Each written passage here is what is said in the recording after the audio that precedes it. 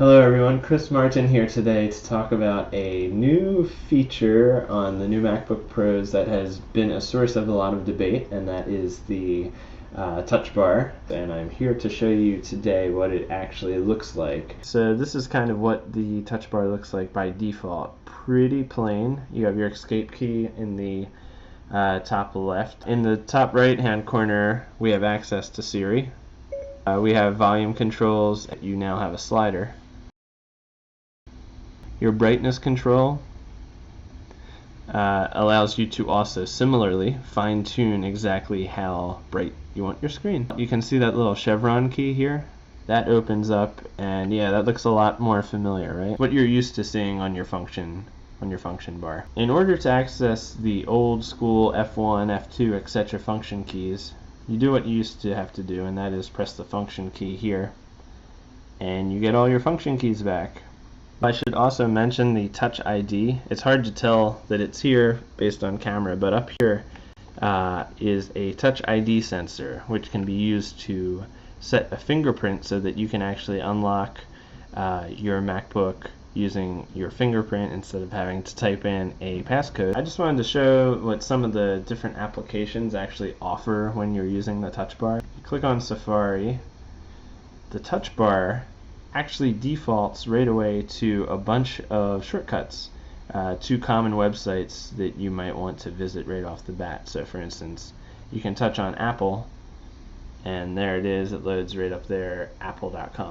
Once you get actually into using Safari, you have your back and forward buttons, and you also have a quick access to the URL bar, which is kind of nice because you don't have to drag your mouse all the way to the top of the screen to enter a URL. You can just tap on that. You get your shortcut keys back, and then you can also type in a web address right away, and then you're good to go.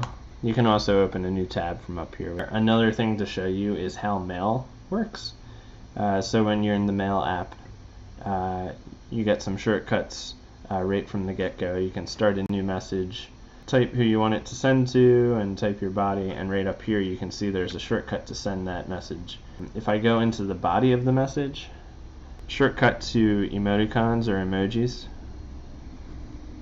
It also has predictive text at the top. I'm not sure how useful that is, but it could be useful. It's very similar to the iOS experience of typing. Next up, let's look at the calendar. You can jump from month to month right from the touch bar, so you can move forward, backward, and there's a shortcut right to today. Let's look at contacts. Now the contacts app, the touch bar looks like this now. You can add a contact with the plus button. I can message myself because Chris is the name that I have highlighted. If I had my phone and iCloud, I guess, hooked up, I'd be able to call or FaceTime myself. And you can quick touch to compose a new mail message. And there's a shortcut to edit the contact, and then a shortcut to share the contact. Let's look at iTunes now. So now that I'm in iTunes, you can see the play and pause up there. Skip backward, skip forward, and then you have access to what's coming up next, the playlist. You can do a search quite easily right from the touch bar, which is kind of nice. When you have iTunes running, you get a new icon that is persistent in the top right, and that is a music icon, and that allows you to control your music even when you're not using the iTunes app. And you can also scroll through that song that you're listening to. Photos is one of the things that Apple seemed to really show off in their marketing materials for the touch bar. When you're in the Photos app, you can see this kind of timeline of photos, and you can see how they scroll through here as you scroll along the touch bar. And there's a couple quick features, and you can such as rotating a particular photo. So if you're selected on a photo and you click that, that'll rotate it over, and you can also heart or like or favorite or love particular photos. Alright, so I opened a file in QuickTime.